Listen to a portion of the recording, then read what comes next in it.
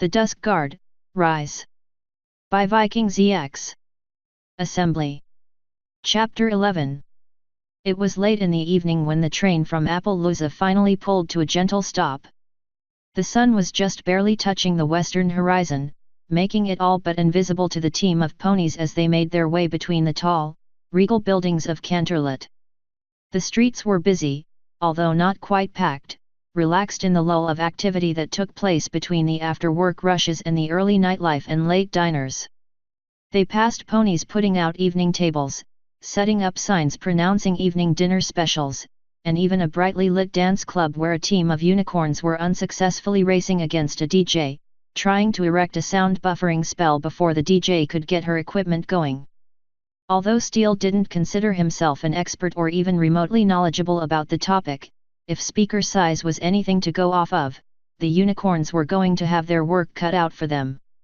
He did notice as he looked back, however, that Nova's gaze lingered on the club for a moment longer than anyone else's. Sabra had merely glanced at it with disinterest, and Hunter, well, he probably knew some pony who worked there, knowing the way he made friends. Steele's thoughts turned back to Nova as he led the way towards the palace. Around them the city's streetlights were already beginning to spring to life, awakened by the encroaching shadows as the sun sank lower and lower. It wasn't that he didn't trust the unicorn. He trusted him already, at least to give an honest response and stick to his word. The fact that he'd stuck around in Sylvestar's cell had been proof enough of that. He mentally grimaced as he thought of the sheriff's cell. Proud though the stallion may have been, it had been obvious that his town was fairly crime-free. Steele felt certain that he could have broken out of one of those cells in just a few minutes. The fact that the gang Nova had been working with was still incarcerated at all said volumes about their capacity as common criminals. No, Steele reasoned, an accomplished thief like Nova could have walked out of his cell any moment he'd wanted to. It was a strange sort of moral code, to steal so much but then willingly accept the consequences when caught. The fact that he'd been caught at all, that puzzled him as well. Again, Steele was forced to malign Sheriff Sylvestar with his thoughts, because as sought after as Nova had been, there was no way the sheriff could have captured him. He'd read over the unicorn's file, more thoroughly in fact than any of the other team members' files. The kid had once spent 3 hours leading a whole platoon of the night guard on chase of cat and mouse across the entire city of Canterlot. They'd almost caught him several times, but Nova had always managed to slip away. For a sheriff's posse in the south to catch him completely unawares on a robbery. No, he couldn't accept that. There had to be another motive to it. He stole a quick glance back, but Nova was still there, eyes wandering around the city and an amused smile on his face. Was he remembering old times, thinking back on the rooftop chases he'd led, or the valuable items he'd stolen? A sudden thought struck Steele. Maybe Nova was simply playing along until he could get back into Canter. No. That didn't make much sense either. The Colt clearly could have made his way into and out of the city without any help. It wasn't like Canterlot was guarded or difficult to enter. There was no reason for him to let himself be arrested that he could see. That's just it, he thought as he passed by a pair of expensively dressed unicorns, out early for the Canterlot nightlife. He couldn't accept that Nova had been captured by chance, not after reading what he was capable of. He frowned, one ear twitching. But why? You've been pretty silent, boss, Hunter said, appearing next to him. He still had the hat on, tipped at that ridiculous angle, wide grin on his face. What's on your mind? Already doing his job, Steele thought, even as he opened his mouth to voice his concerns. Nova's on my mind, he said in a low voice. He took another look behind them. Nova looked to be trying to engage Sabra in a conversation, but appeared to be hitting a wall with the zebra's quiet disposition, although he didn't appear to be giving up because of it. Something about the whole thing is off, he said, looking back at Hunter. Which part? Hunter asked. That part about him getting caught, the part where he's coming willingly, or something else? Both of those first two, Steele said as they rounded another corner. Down the lane Steele could see Main Street, a thoroughfare leading straight to the castle that was always busy, even during a lull, and he turned them down a parallel side street to avoid the traffic. You read his file? Sure did, Hunter said, a thoughtful look in his eyes. What do you think then? Steele asked. Hunter looked at him. As a first lieutenant? Or as me? Both. Hunter gave a shrug as he looked back at the two ponies following them. Sabra looked to be doing his best to ignore Nova, a fact which Nova appeared to have picked up on, given that he kept talking, but his expression had taken on a bit of a glower at Sabra's silence. As a lieutenant, I think he'll be a hooful. He's talented and capable as the night guard found out over the years, but he's also a bit arrogant. He likes to crack jokes, doesn't take things seriously, and as we're seeing right now, Sabra finally broke and said something that Steele couldn't quite catch at the distance, but Nova's expression went from a glower to outright indignation. He's not going to do much for team unity without some serious work. Steele nodded as he watched Nova shake his head and turn his attention back towards the sights of Canterlot. Even on a back street, there was a lot to look at. The sun had finally set, the moon rising to take its place, and the white marble facades which made up so much of the Canterlot cityscape sparkled under its gentle light. What about as you? Hunter smiled. Honestly? I don't think he's that bad. Sure, he's got his rough spots, but I'm sure they'll rub off in time. Besides, he said as his grin stretched even wider. With him around, I'll at least have someone with a sense of humor.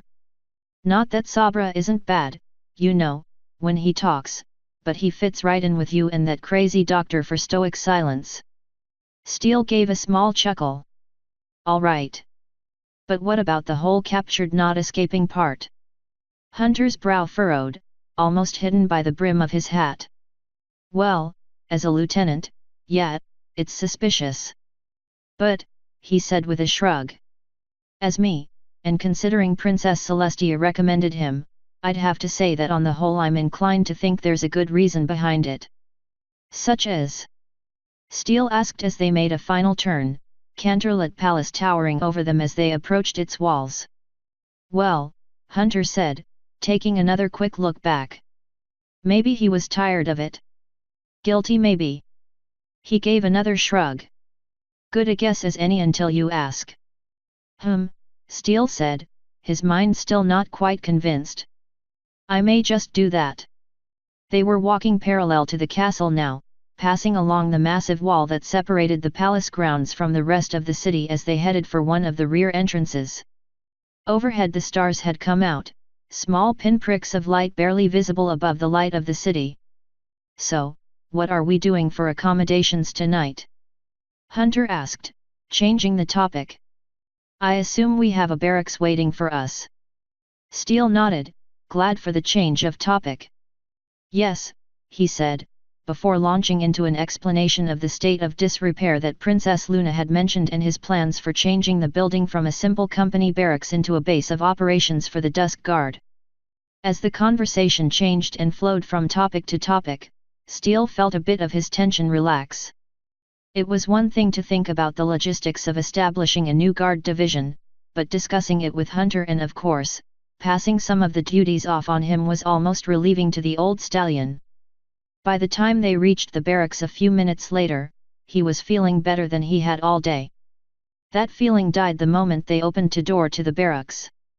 Hey, Hunter said as he looked out over the scene in front of them. I thought you said we had a place to sleep tonight. We did last I looked. Steele said, his mind reeling as he took in the scene before him. When he'd last opened the barracks several days earlier, it had been exactly what he had expected, a selection of musty triple-bunked cots, all in neat rows and separated by squad with cloth dividing walls that hadn't quite reached the ceiling. The place had been dark and dusty, with signs of disuse everywhere, but that wasn't at all the scene he was looking at now. Now the interior of the barracks building was brightly lit, huge industrial work lights set up all around the outside walls beaming forth so much power that Steele could clearly make out the curve of the ceiling supports some 25 feet above them. The dividing walls were gone, along with everything else that had taken up the inside of the structure, opening the cavernous space that had once been designed to house almost 200 ponies. Even the stairs that had led to the company commander's office had been ripped from the wall, and Steele noticed as his eyes followed the old imprints, the second-story office had been removed as well, sheared from the wall so cleanly only a faint imprint on the wood marked it as having ever been there. "Wow!"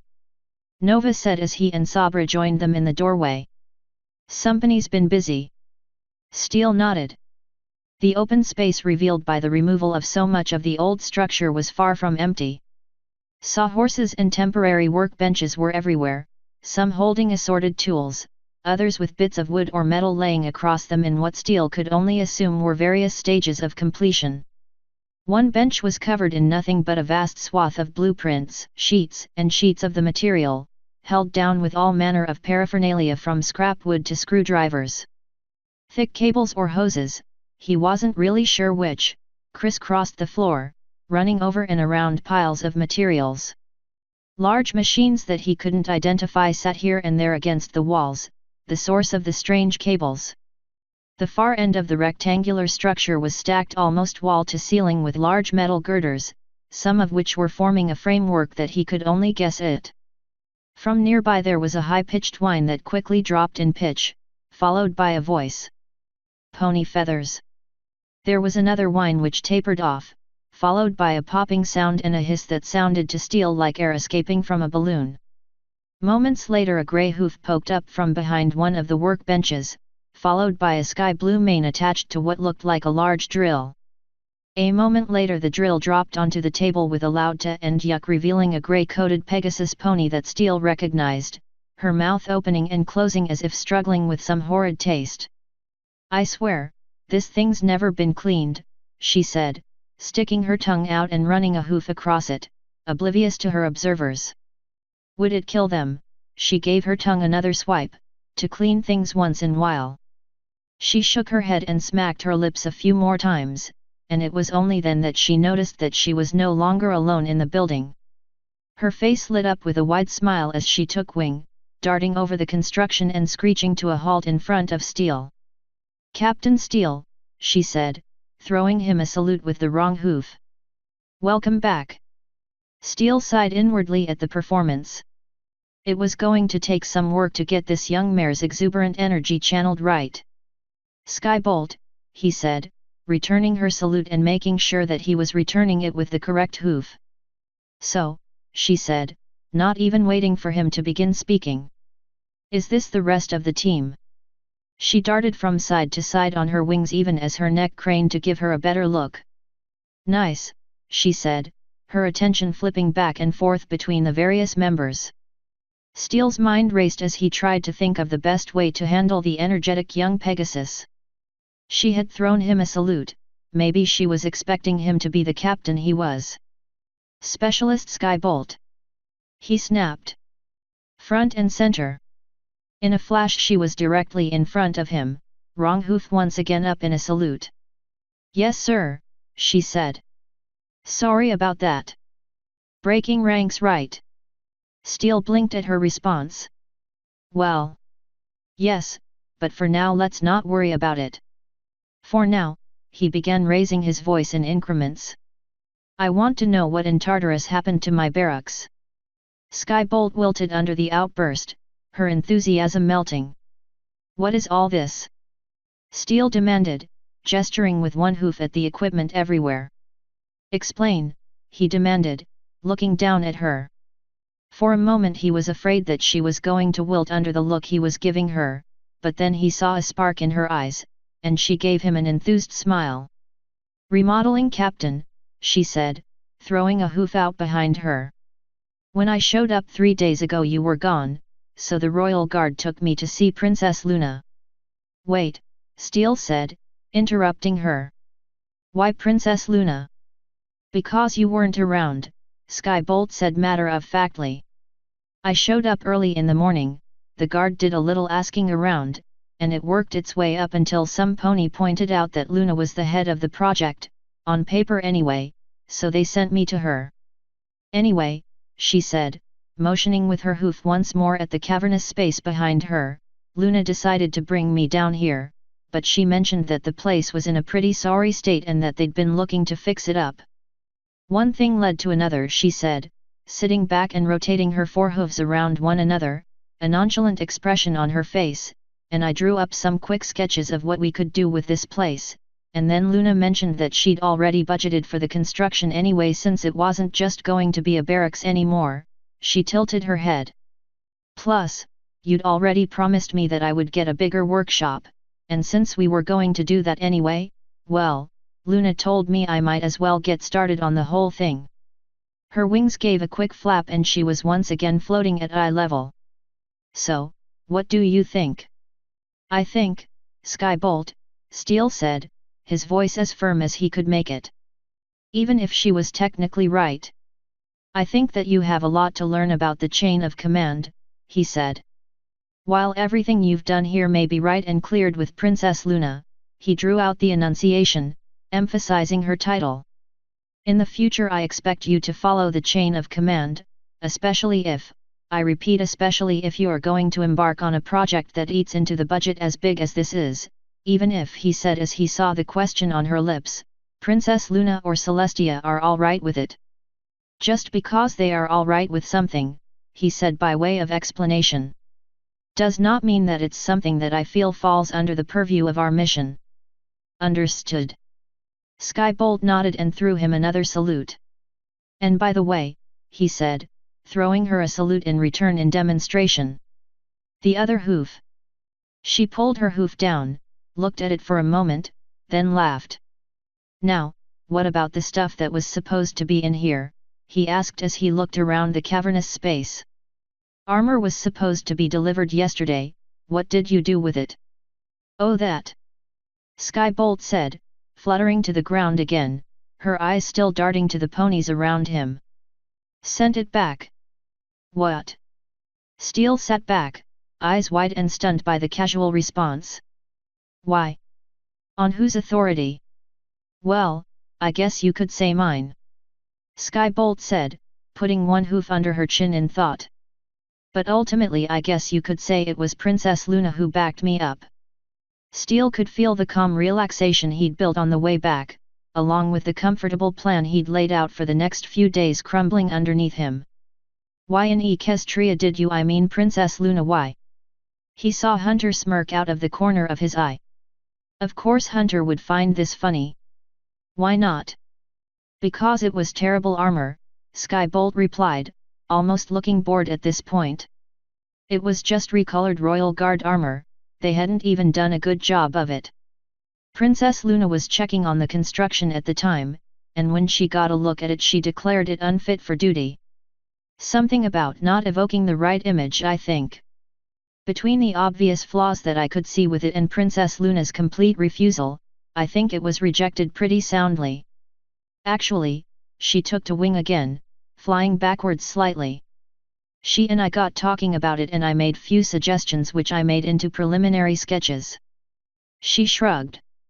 Anyway, I showed them to her and she liked the idea, so I think she may want to talk to you about it soon.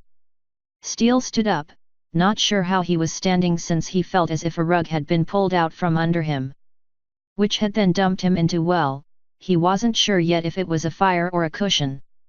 He sighed. All right, he said, holding up both hooves and cutting off Skybolt's excited explanation. Despite the surprises, it sounds like you've been doing exactly what I recruited you for, even if it was completely without direct orders or permission to do so. I'll let it slide this time, he said. But only if you can answer one question, where are we supposed to sleep tonight? The grey-coated Pegasus rubbed the back of her head with one hoof. Here, I guess? It's where I've been sleeping, she said, pointing one hoof towards a small bedroll that had been thrown down in a nearby corner. Arch and his crew don't get here until about 9, and they leave around 7, so I've been sleeping here since I've stuck around anyway to do extra work. Steel looked at the construction and then back at his team. All right, I guess we'll figure something out then, he said. Maybe we can get some cots from one of the armories. For now, you might as well meet the rest of the team. He motioned the other 3 ponies forward. Team, he said, addressing all of them and pointing towards the dusty Pegasus. This is Specialist Skybolt. She's a top-notch engineer and inventor, the one who designed the Alicorn airship that's been in the news these last few months, and she's going to not only be our team engineer, but our pilot once she finishes up a little project of her own. Skybolt, he said, turning to her and motioning towards each member of the team in turn. This is First Lieutenant Hunter.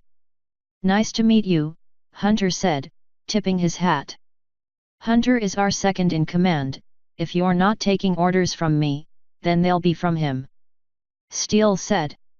He's also our team tracker. Nice to meet a fellow Pegasus, Skybolt said, flying up next to him and giving him a hoof bump. Next, Steele said, motioning towards Nova.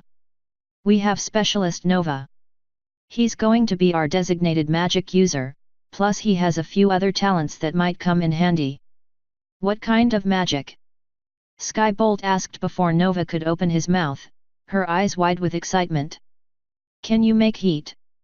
What kind of heat? Nova asked. Because I'm getting a little warm right now. He winked. Hey, maybe not, Skybolt said, ears flat and her voice chill. Nova smiled. And now I've made something cold. 2 for 2. But yes, I do both. Skybolt just rolled her eyes. Lastly, Steele said, ignoring Nova's remarks. We have Specialist Sabra. Ooh wow. Skybolt said, dropping to the ground in front of the zebra. She tilted her head slightly. Habari Gani. Sabra's eyes widened in surprise. Enzuri, je vokusan guzmaluga. Skybolt shook her head, but her smile stayed bright. Pole, only a few words. Ah, Sabra said, a small smile on his lips. Asante all the same. Hey, Steele said, surprised by the exchange. I didn't realize you spoke zebra. Skybolt gave an embarrassed grin, rubbing the back of her head with one hoof. Well, not that much. A traveling zebra stayed with my family for a few months one year while I was growing up, and I learned it from her. Steele nodded. Well, it may come in useful. If Sabra doesn't mind, you might want to consider picking up some more of it from him. Now, he said, turning to Hunter and missing the thoughtful look on Skybolt's face. I'm going to go meet with Princess Luna and take care of a few things. Hunter is the commanding officer until I return. Hunter gave him a nod and tapped his head with one wing, a sort of Pegasus salute. Figure out some sleeping arrangements and get some rest. We're going to be up early tomorrow. Skybolt. The sudden loudness of his voice jerked the Pegasus's head up, her wings almost flaring out in surprise. I need a piece of paper and pen. Skybolt tilted her head in thought for a moment before her eyebrows shot up. Got it, she said, her wings throwing her into a backwards half-loop that left her hovering over a nearby workbench. Seconds later she was back in front of Steele, a notepad with a pen carefully balanced in her front hooves. Thanks, Steele said, his voice muffled by the notepad as he took it in his teeth. He scrawled a quick note, then tore the first sheet from the pad, folded it, and scrawled an address on the outside. Lieutenant Hunter, you're in command, he said, stowing the note in his saddlebags and leaving the once barracks. A few minutes later Steele was standing outside the entrance to the night court.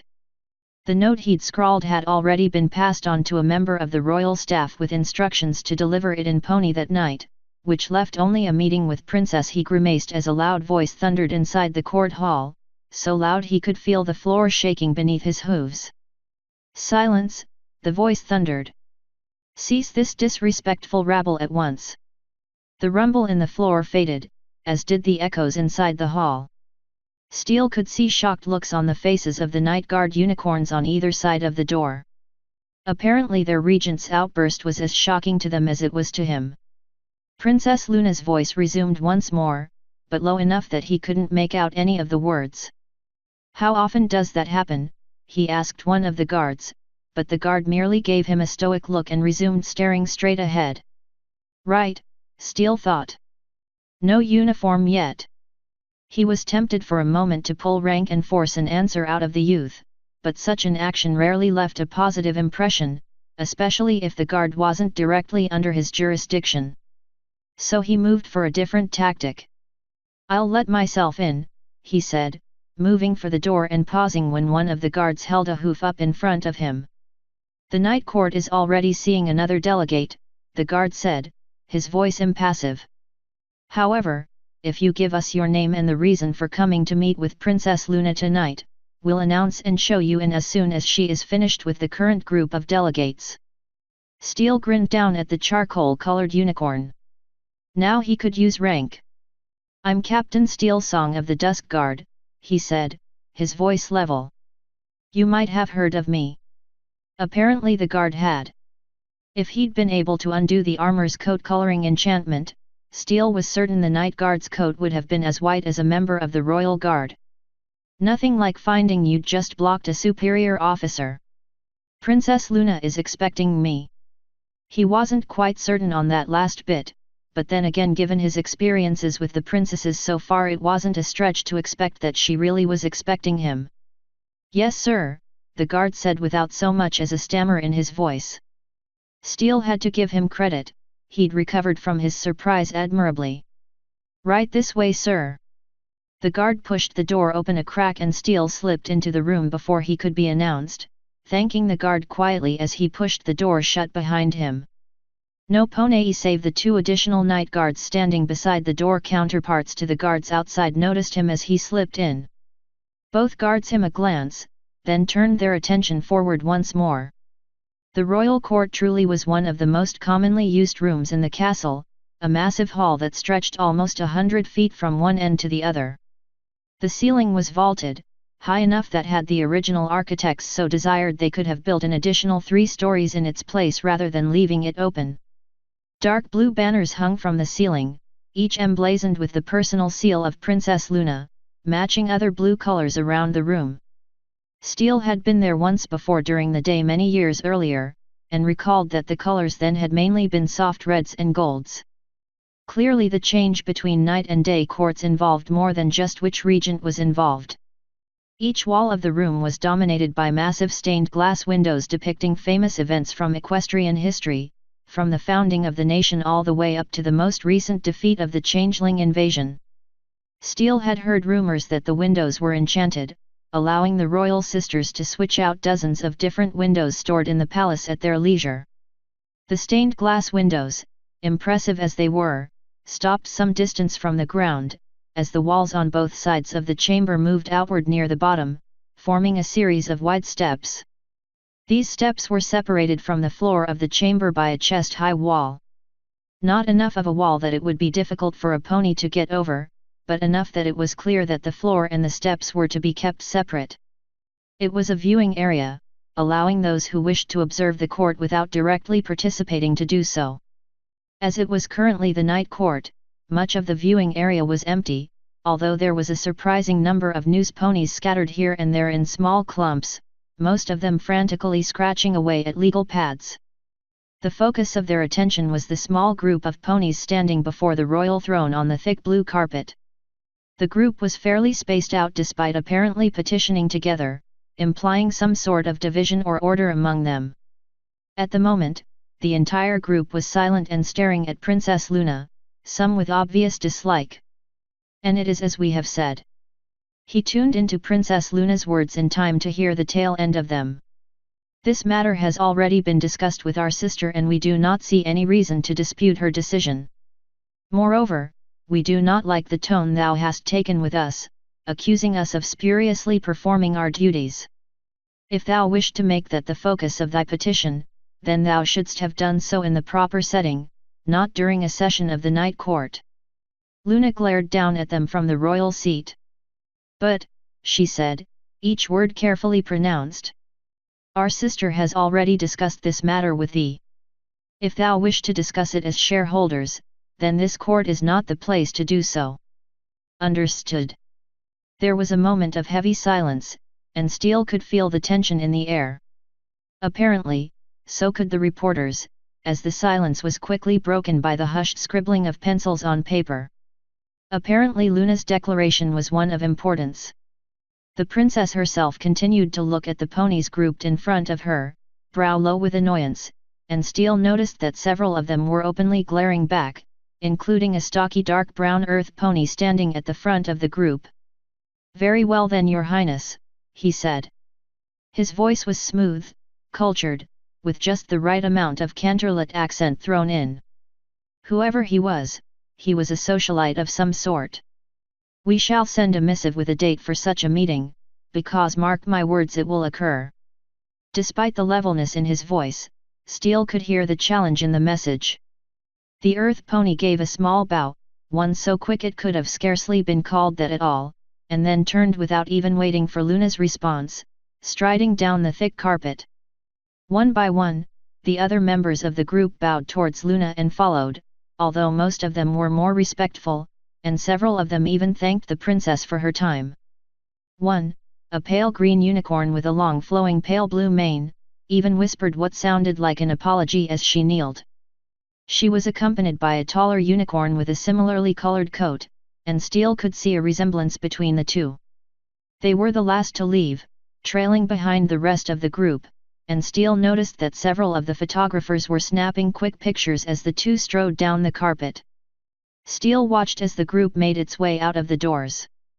Some of them seemed almost uneasy by whatever action they had just taken, in particular a green Pegasus who was following close on the hooves of the lead earth pony. She turned her head back towards the throne a few times, a look of guilt on her face, but her expression only lingered for a moment before she would return her gaze forward. "Ah, Captain Steele Song!"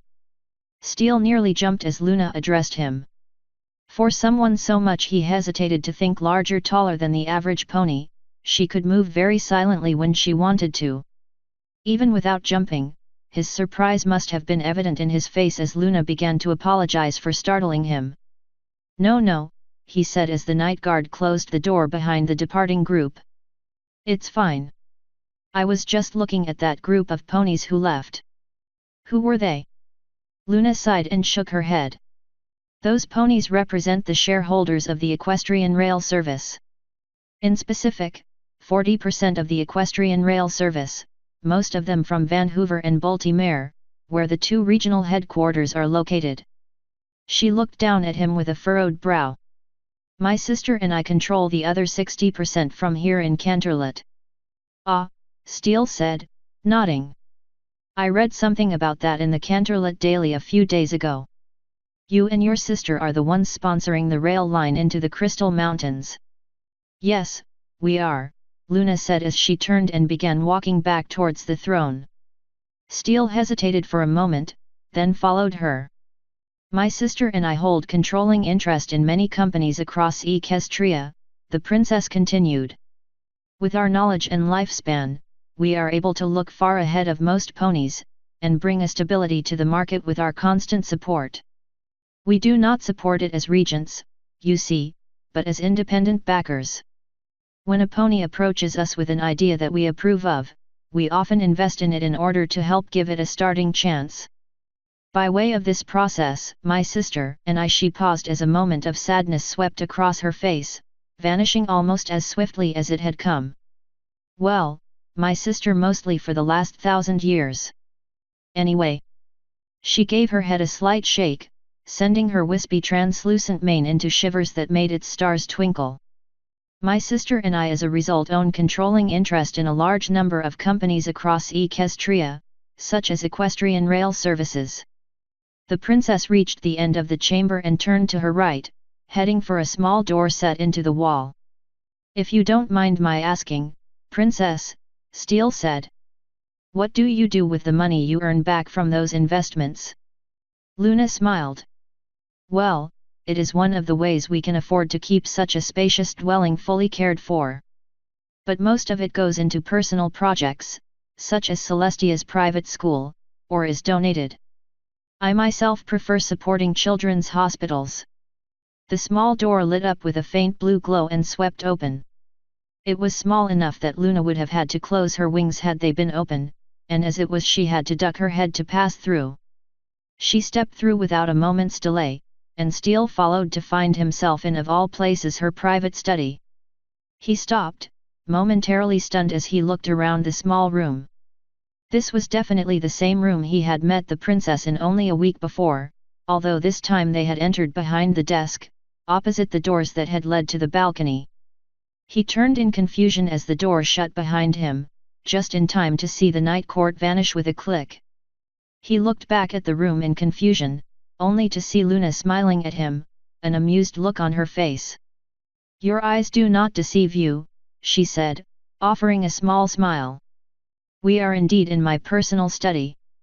Steele composed himself and closed his open jaw. She was the regent of the night, the one who personally used her magic to make sure that the moon itself rose and set, orbiting around their world.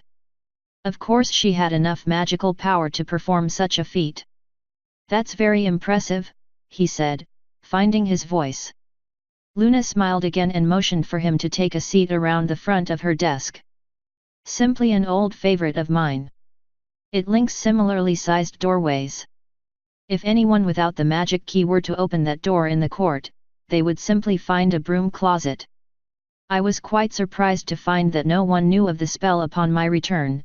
It appears that it was lost at some point in the last few centuries. The professors at my sister's school have been hounding me relentlessly for it since the palace servants began talking about it." "Lost?" Luna smiled. "'Twas my own fault. It would appear that I never wrote it down. Somewhat of a brief habit of mine a few dozen centuries back." She settled behind her desk as Steele sat down, her expression returning to the more serious look he was familiar with. "Comforting, but serious. I later remedied that fact.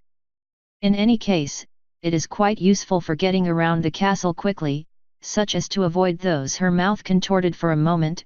"Paparazzi," she said, her mouth twisting around the unfamiliar word. "After a session of the night court. Such things did not exist when I last ruled the night court, but then again nor was the night court in such use." Her eyes took on a faraway look for a moment, but then focused on Steele. "Now then," she said, bringing one hoof down on her desk with a sharp thump. "To business." Steele nodded as Luna asked her first question, his mind already brushing away the events of the night court in favor of timetables, training regimens, and budgets. ******. Nova released his magic as the last of the temporary cots floated into position, dropping it gently to the ground with a dull thump alongside its fellows. They were simple things, small wooden skeleton frames with cloth mattresses that could be easily folded and unfolded to be moved as needed. All one needed to do was drop them into position, which had been his job, and then stand on one of the legs while pulling on a strap with one's teeth. Sabra's job, and the frame would unfold and snap into place. He didn't envy the zebra's part in the small chore. They'd retrieved the cots from the back room of one of the nearby barracks and it was obvious that they hadn't been used in a long time. At Nova's suggestion, they'd even stood them against the outside wall of the barracks and attempted to clean the thick dust off of them, he with his magic and Sabra with that strange stick of his. Even so, they weren't going to be the most comfortable experience, but as Sabra gripped the loop of another cot and pulled upward, Nova couldn't help but grimace. Those loops had to taste awful. Sabra spied him looking on as the cot snapped up, unfolding its legs in a small X that left it sitting 6 inches off the ground. There was a brief moment where the zebra's neck muscles grew taut as the cloth panel that made up the sleeping surface resisted the movement, but with a wooden clack that fought to be heard over the sounds of construction Skybolt was doing, the cot's various pieces locked in place and Sabra spat the loop out. He stepped to one side, eyes still on Nova as he placed one hoof on a leg of the third cot. "Wondering what it tastes like?" Sabra asked, before bending over the third cot's loop. "Be glad for your magic that lets you avoid tasting such things." He clamped his teeth down and began to pull the third cot upwards. Nova rolled his eyes and pointed his horn at the cot he'd just set down. A bright blue glow sprang into being around the cot's loop, followed by a second glow around the cot's legs. With barely a thought he began to pull the two apart. There was a brief moment of resistance, but moments later the cot gave a loud snap as it unfolded. How about I just give you a helping hoof so you don't have to deal with the taste of those loops? He asked, fixing a level stare at Sabra. And don't assume that I don't know what those loops taste like. I've put a lot worse into my mouth than these loops. There was another clack as he unfolded his second cot. Really? Sabra said, a loop falling from his teeth as he spoke. The zebra gave the cot he'd just unfinished folding a tap with his hooves, and then, apparently satisfied that it was going to stay unfolded, moved to the last cot. Why would you do that? He asked, gesturing at Nova's horn with one hoof. You have magic. Nova shook his head. Not when I was young, he said. I had to do everything with my hooves and mouth just like any other pony back when I was a young colt. Even then, he said, grabbing the loop from under Sabra's nose and giving it a sharp upward pull with his magic. I didn't always have the luxury of magic when I was out working. He raised one hoof and gave his horn a gentle tap. The glow is kind of a giveaway if you're trying to be really sneaky. Sabra raised one eyebrow as the cot snapped into place, his hoof still on its leg. I would not have thought of that, he admitted after a moment. Nova shrugged. Most don't, he said, shaking his head. I had a few close calls when I was young. I learned pretty quickly that often the best way was the simplest way. If that meant using my teeth, well, then so be it. He grimaced as a number of unpleasant memories swept over him. And believe you me, there are a few things I wished I'd been able to magic my way around. Why did you become a thief? Nova blinked and took a half step back at the directness of the question. Why did I become a thief? He asked, repeating Sabra's question. Even he could hear the surprise in his voice. Yes. Why did you become a thief? Sabra asked, his expression neutral. It is what you are known for, and yet I do not see how your cutie mark has anything to do with thievery. Nova narrowed his eyes at the remark. Every pony always brings up the cutie mark, he said, his tone slightly more hostile than he'd meant for it to be. What, just because I don't have a lockpick or an open safe on my flank I can't be a thief? He sat down, putting his flanks and the offending marks at least somewhat out of sight. I got these years after I started thieving, so don't go making any quick guesses on me. I stole first because I was hungry, and then again because it was easy and I was still hungry. He shrugged. After that, it was because that was the quickest way to get what I needed. And before you think that I lived like a king somewhere, he said quickly, cutting Sabra off as he opened his mouth, I lived in a one-bedroom flat here in Canterlot. You can check the court investigation if you'd like, I did after they arrested me. I only ever had what I needed and a little extra. Then, why did you do it? Sabra asked after a moment. Why did you stay a thief? His voice was low, just low enough that Nova doubted anyone could have heard it but him over the whirring hiss of noise coming from Skybolt's project at the end of the barracks. He looked at the zebra for a moment. There wasn't any harshness or judgment written in his face that he could see, just curiosity. He shrugged. Can't hurt to tell you, I guess. Mainly just because it was fun and challenging. He could see Sabra's brow furrowing in confusion.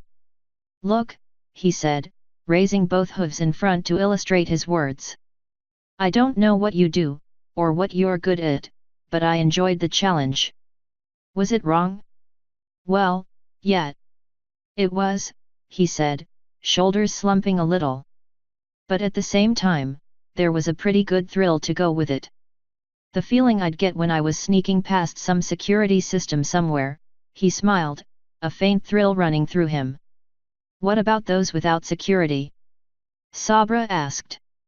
Nova shook his head. I never stole from them. Why would I? No challenge, and it wasn't fair. No, I only took from those who could afford to lose it and could defend it. There wasn't any reason to steal, he said, crossing his forelegs in front of him as he leaned back, from those who couldn't even afford to protect it. No, I only stole from those who had the protection. Or guards. Love guards. Royal Guard. No. No, well sometimes, he said, giving the zebra a grin. His face was taking on a faraway look and he knew it, but he didn't care. Royal Guard, Night Guard, Hired Guard. Sometimes I'd let word get out where I was going to head next. Just so wherever it was would have some time to get some guards and some security together, make it more of a challenge. He smiled as memories began running through his head. Sneak in, past all the security, find whatever it was I was there to steal, then escape. If the guards spotted me, then we'd have a game of hide and seek. And yet you were in jail when Captain Song brought us to meet you. Sabra said. Was that because? Nova cut him off with a raised hoof. Another matter entirely, he said, hoping his tone implied that he didn't want to discuss it. Sabra stopped speaking, apparently taking the hint. I received my own cutie mark playing a game very similar to hide and seek, Sabra said with a soft nod of his striped head. We called it the calling game. It was very simple. All the colts and fillies would hide, and then one young colt or filly would try to find them with his eyes closed. If he called out some pony's name, they had to call back. The goal was for the searcher to find the hidden children as quickly as possible. I earned this, he said, tapping the 3 strange rippled circles on his flank, the day I found all of my friends while blindfolded, without calling any pony's name. So, what? Nova said, leaning forward. You can find ponies. Sabra shook his head. I can. He shook his head again, ears back. It is hard to explain. I can, see sound, he paused for a moment. Soti, Kuana, Kuzakia ah. His face lit up. I see the world by hearing it. He raised a hoof to tap his ears. Even with my eyes shut, blind to the world, I can tell how many ponies are nearby, where they are going, what they are doing, all by the noises they make. Wow, Nova said, impressed. That's pretty handy. I can think of a few times where I could have used that rather than fumbling around in the dark. You'd have been good at hide and seek. Who would what now? A hoof clapped down on Nova's shoulder and he jerked forward in surprise. Oh, sorry there Nova, Hunter said, throwing his body onto one of the cots next to them. Didn't mean to startle you. You guys talking about hide and seek? He asked as he flipped himself onto his back, wings spread out beneath him, and settled his body into the cloth. A bit, Nova said, giving the Pegasus a glare. How much of that did you hear? Hunter waved a hoof blindly then pulled his Stetson around to cover his face. Not much, just something about hide and seek. Why? He asked in a mirthful voice. You telling Sabra where you stashed the loot? Nova couldn't see his face beneath the Stetson, but he could visualize the grin on the lieutenant's face easily enough. No, it's nothing. Forget about it, he said, the twisty feeling in his gut vanishing almost as fast as it had arisen. The last thing he wanted was some pony eavesdropping on him. Even if it was some pony he could trust, and no one here was on that list yet as far as he was concerned, and the story hadn't been anything especially private. Even most of his buyers knew he had only been in the business for the challenge. He didn't like ponies listening in. To be fair, he felt slightly hypocritical about that decision, as he'd eavesdropped on plenty of ponies before, but not for anything other than work. Well, Hunter said, throwing both hooves behind his head and settling a bit more.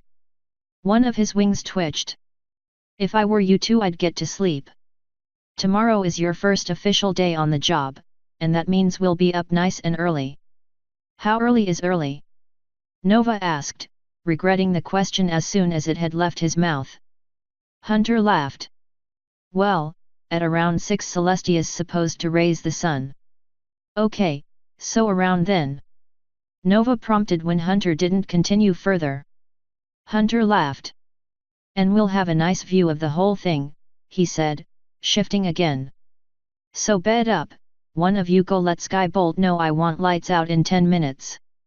And he said with a lazy wave of his hoof that wasn't even pointed in the right direction, I'll make that an order. Might as well start getting used to being a lieutenant. Nova said, trying to think of something snappy. Unless it's the phrase sir, yes sir, I don't think you should waste your breath Nova, Hunter said, his voice already growing groggy. So I'd get to it. The stallion rolled over on his side, making it clear the conversation was over. Nova looked over at Sabra, who had silently watched the entire exchange. I will tell Skybolt, Sabra said with a small nod of his head. It's the least I can do after you offered me your help. Nova shrugged as he tossed himself on a cot. All right. Night. Yuzuku Mwima. Sabra padded off, leaving Nova alone with his thoughts. He looked out across the barracks for a while, looking at all of the equipment that had been dragged in and trying to identify it. While he recognized some of the equipment, such as a small table saw, some of the devices were past him and he grew bored almost immediately. He sighed and rolled over onto his back, looking straight up to keep the work lights out of his eyes. What are you doing here Nova? He muttered to himself quietly, his voice barely audible even to his ears. There was a drawn-out hiss from the end of the barracks and the ambient clatter of machinery died. Sabra must have gotten Skybolt's attention. Nova took a quick peek in their direction, but both of them were engaged in a conversation of some sort, and neither of them were looking anywhere at him. He slid off the side of his cot, pointing his horn at it. His horn gave a soft blue flash and a sister flash echoed from the underside of the cot.